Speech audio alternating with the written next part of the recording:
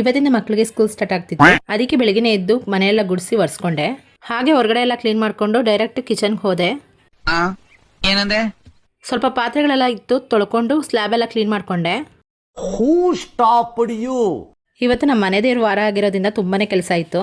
ಹಾಗೆ ಸ್ನಾನ ಎಲ್ಲ ಮುಗಿಸಿ ಬಾಗಿಲಿಗೆಲ್ಲ ಅರ್ಶಿನ ಕುಂಕುಮ ಇಟ್ಟೆ. ನನಗೆ ರಂಗೋಲಿ ಬಿಡೋದು ಅಂದರೆ ತುಂಬಾನೇ ಇಷ್ಟ.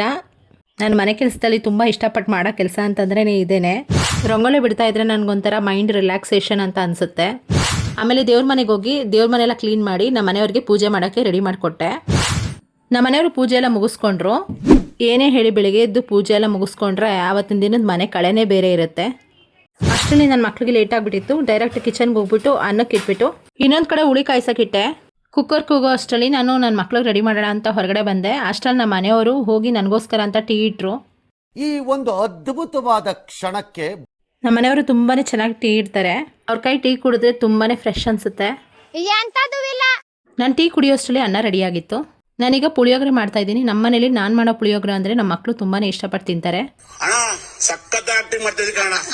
ಒಂದು ಪಾತ್ರೆಗೆ ಎಣ್ಣೆ ಹಾಕಿ, ಎಣ್ಣೆ ಕಾದ್ಮೇಲೆ ಸಾಸಿವೆ ಹಾಕಿ, ಸಾಸಿವೆ ಸಿಡಿದ್ಮೇಲೆ ಕಡಲೆಬೀಜ ಕಡಲೆಬೇಳೆ ಹಾಕಿ ಚೆನ್ನಾಗಿ ಗೋಲ್ಡನ್ ಬ್ರೌನ್ ಕಲರ್ ಬರೋಷ್ಟು ಫ್ರೈ ಮಾಡಿ, ಅದಕ್ಕೆ ಒಣಮೆಣಸಿನ್ಕಾಯಿ ಕರಿಬೇವಿನ ಸೊಪ್ಪು ಹಾಕಿ ಕಾಯಿಸ್ಕೊಂಡಿದ್ವಲ್ಲ ಹುಳಿ ಹಾಕ್ಬಿಟ್ಟು ಪುಳಿಯೋಗರೆ ಪೌಡರ್ನ ಹಾಕಿ, ನಾನು ಯೂಸ್ ಮಾಡೋದು ಅಯ್ಯಂಗಾರ್ ಬ್ರ್ಯಾಂಡ್ದು, ತುಂಬಾ ಚೆನ್ನಾಗಾಗುತ್ತೆ. ಅದಕ್ಕೆ ರೈಸ್ ಹಾಕ್ಬಿಟ್ಟು ಸಾಲ್ಟ್ ಹಾಕ್ಬಿಟ್ಟು ಕಲಸಿ. ನಮ್ಮನೇಲಿ ವೀಕ್ಲಿ ಒನ್ಸ್ ಪುಳಿಯೋಗರೆ ಇರಲೇಬೇಕು. ಮಕ್ಕಳು ತುಂಬ ಇಷ್ಟಪಟ್ಟು ತಿಂತಾರೆ. ಅಷ್ಟರಲ್ಲಿ ಟೈಮ್ ಆಗಿತ್ತು. ಮಕ್ಕಳು ತಿಂಡಿ ಮಾಡಿಕೊಂಡು ಹೊರಟರು. ಇಷ್ಟು ದಿನ ಸ್ಕೂಲ್ ಇರಲಿಲ್ಲ, ಮಕ್ಕಳು ಮನೇಲೇ ಇದ್ದರು. ಅವರು ಆಡೋದು ಕಿತ್ತಾಡೋದನ್ನ ನೋಡಿ ಸಾಕಾಗ್ಬಿಟ್ಟಿತ್ತು. ಯಾವತ್ತಪ್ಪ ಸ್ಕೂಲ್ ಸ್ಟಾರ್ಟ್ ಆಗುತ್ತೆ ಅನ್ನಿಸ್ತಿತ್ತು. ಆದರೆ ಈಗ ಹೋಗ್ತಾ ಇದ್ರೆ ಬೇಜಾರಾಗುತ್ತೆ. ಇಷ್ಟು ದಿನ ಆರಾಮಾಗಿ ಮನೇಲೇ ಇದ್ದರು.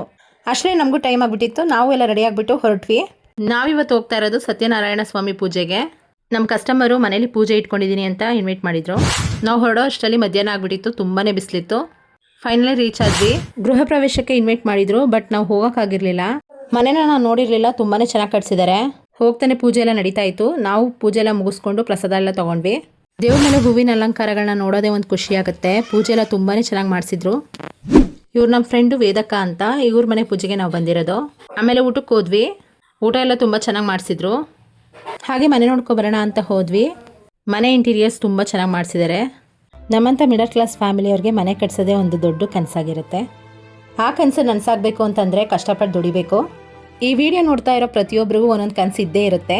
ಆ ಕನಸು ಬೇಗ ನನಸಾಗಲಿ ಅಂತ ನಾನು ದೇವರಲ್ಲಿ ಪ್ರಾರ್ಥಿಸ್ತೀನಿ. ಎಲ್ಲ ಮುಗಿಸ್ಕೊಂಡು ನಾವು ಮನೆ ಕಡೆ ಹೊರಟ್ವಿ. ತುಂಬ ಬಿಸಿಲಿತ್ತು, ಅದಕ್ಕೆ ಮಕ್ಕಳಿಗೆ ಐಸ್ ಕ್ರೀಮ್ ತೊಗೊಂಡು ಮನೆ ಕಡೆ ಹೊರಟ್ವಿ. ಹೋಗೋ ಅಷ್ಟರಲ್ಲಿ ಮಕ್ಕಳು ಅಮ್ಮನ ಮನೇಲಿ ಇದ್ದರು. ಅಮ್ಮ ಮಕ್ಕಳಿಗೆ ಇಷ್ಟ ಆಗುತ್ತೆ ಅಂತ ಸ್ನ್ಯಾಕ್ಸ್ ಮಾಡಿದರು. ಇದು ಇವತ್ತಿನ ಲಾಗ್ ಆಗಿತ್ತು ಫ್ರೆಂಡ್ಸ್. ಇಷ್ಟ ಆಗಿದ್ದರೆ ಲೈಕ್ ಮಾಡಿ, ಶೇರ್ ಮಾಡಿ, ಫಾಲೋ ಮಾಡಿ. ಹಾಗೆ ನಮ್ಮ ಯೂಟ್ಯೂಬ್ ಚಾನಲ್ನ ಸಬ್ಸ್ಕ್ರೈಬ್ ಮಾಡಿ.